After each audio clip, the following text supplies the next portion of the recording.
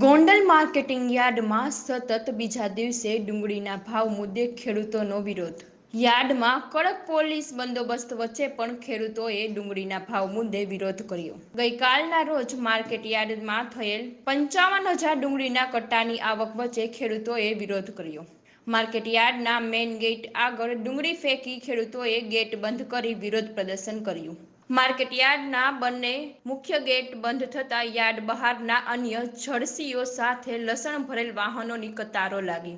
સરકાર અને માર્કેટ યાર્ડના સત્તાધીશો સામે પણ ડુંગળી પકવતા ખેડૂતોએ ઠાલવ્યો રોષ।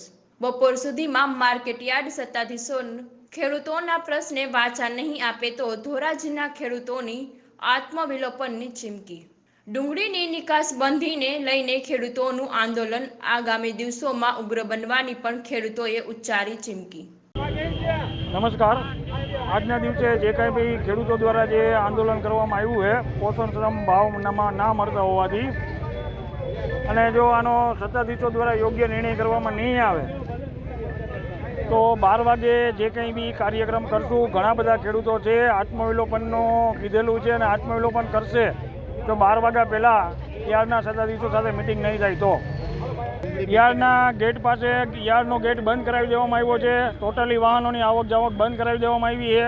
અમારી માંગ પૂરી નહીં થાય તો આગામી દિવસોમાં તાલુકા લેવલે, જિલ્લા લેવલે અને છેલ્લે રાજ્ય લેવલે કાર્યક્રમો આપશું અને ખેડૂત પ્રત્યે ખેડૂતના હિતમાં નિર્ણય આવે એવા પ્રયાસો કરશું।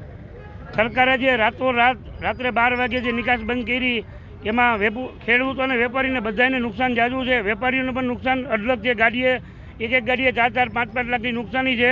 જે બાંગ્લાદેશ બોર્ડર ઉપર બધી ગાડીઓ હતી એ ગાડીઓ બધી રિટર્ન કરાવી અને ખાલી 10 રૂપિયા કિલો ડુંગળી વેચવી પડી છે। ડુંગળીમાં પાણી નીકળી ગયું છે। બીજું બાંગ્લાદેશની અંદરથી ડુંગળી આવે છે। ગુજરાતની ડુંગળી મોસ્ટ ઓફ 25 mm થી 35 mm જ થાય છે અને ઓલ ઇન્ડિયામાં ક્યાંય ચાલતી નથી, ઓનલી ફોર બોર્ડર સિવાય। અને અત્યારે વેપારીને શું કરવું કેમ કે નુકસાની પાછી ગાડી ભાડા દેવા પડ્યા અને અન્ય સેન્ટરોમાં બાજુના સેન્ટરમાં બંગાળ છે, બિહાર છે, ત્યાં આસામ છે, ત્યાં વેચવી પડી। એની અંદર ગાડીની અંદર 5-5 લાખની નુકસાની કરી છે અને અત્યારે પણ જે ડુંગળી ગુજરાતની અંદરથી પાક થયો છે એ બધું 25 mm થી 35 mm છે। એ ડુંગળી ઓલ ઇન્ડિયામાં બીજે ક્યાંય ચાલે નહીં, ઓનલી ફોર બોર્ડરે ચાલે। અમારે સરકારમાં એટલી વિનંતી છે કે બાંગ્લાદેશ ગુજરાત પૂરતી કોઈ અલગ કોર્ટ બનાવી અને ખાલી ગુજરાત પૂરતી બાંગ્લાદેશમાં નિકાસ આપે તો ખેડૂતો અને વેપારીનું બધાનું ભલું થાય એમ છે।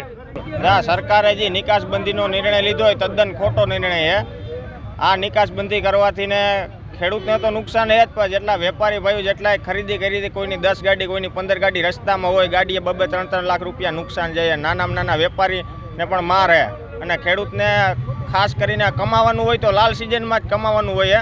બાકી પીળીપતિ ડુંગળીમાં તો ₹1 રૂપિયા ને 2 રૂપિયા કિલો થાય ત્યારે સરકાર કોઈ સહાય કરતી નથી અને 2 રૂપિયા સહાય તો મોઢામાં ચોકલેટ બરાબર છે। ખરેખર સરકારને આમાં કંઈક વિચારવું જોઈએ અને નિકાસબંધીનો નિર્ણય જલ્દીથી જલ્દી પાછો લે જેથી ખેડૂત અને વેપારી બેય માટે સારું થાય।